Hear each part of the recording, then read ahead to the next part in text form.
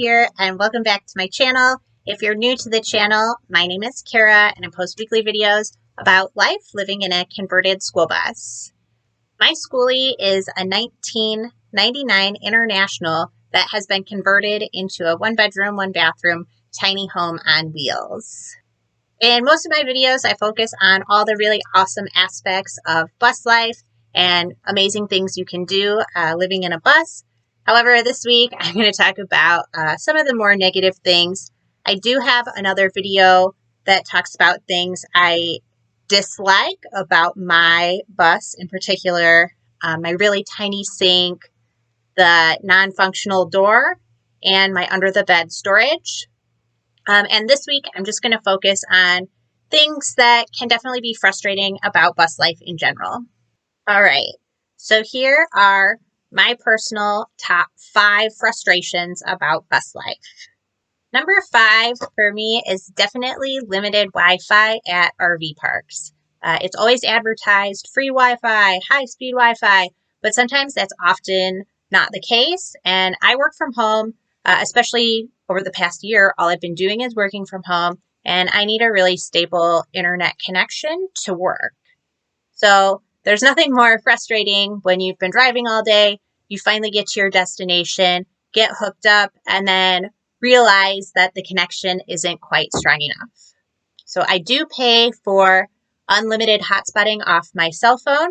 So if I don't have to have virtual meetings and I just have to be responding to emails and things like that, the hotspot is strong enough, but often for Zoom meetings, especially if they're large, the hotspot is not strong enough. So number 5 for me is limited Wi-Fi. Number 4 is that some RV parks will not allow schoolies to stay there. So a lot of places do have a limit on the year that the vehicle was made or the type of vehicle that it is.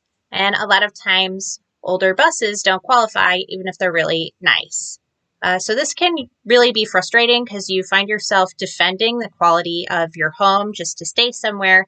It's just something that we have to deal with. I always call ahead and let them know that I'm in a bus. It's not actually an RV. Usually it's okay, but sometimes it's not. So that can definitely be a frustration. Number 3 is the unpredicted mechanical expenses.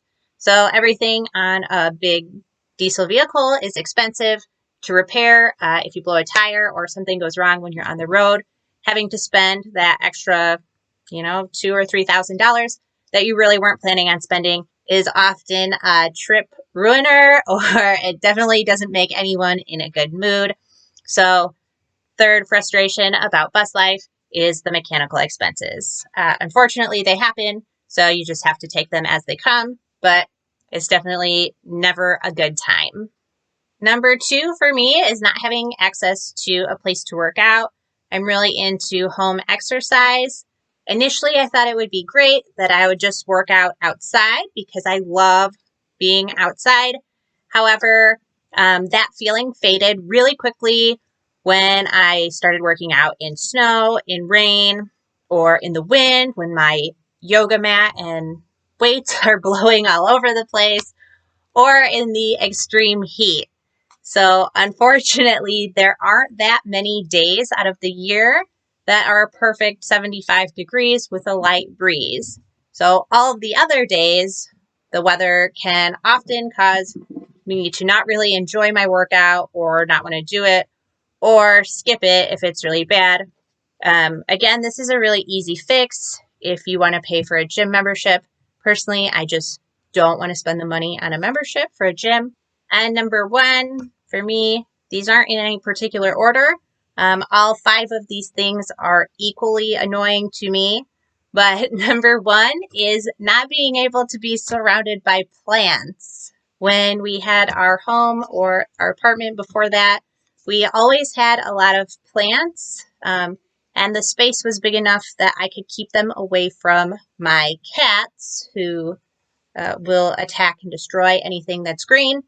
So in the bus, we don't have enough space. The cats have access to all of the high places.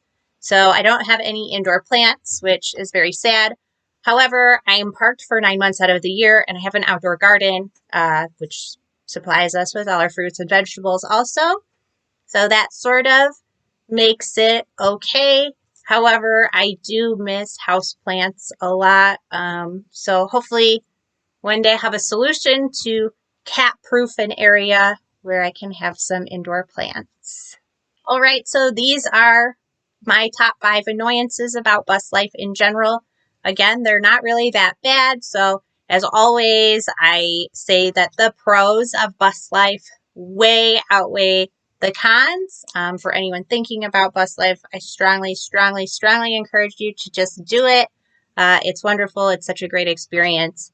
And that wraps up my video this week. So thank you guys so much for watching. I hope you enjoyed the video. Bye.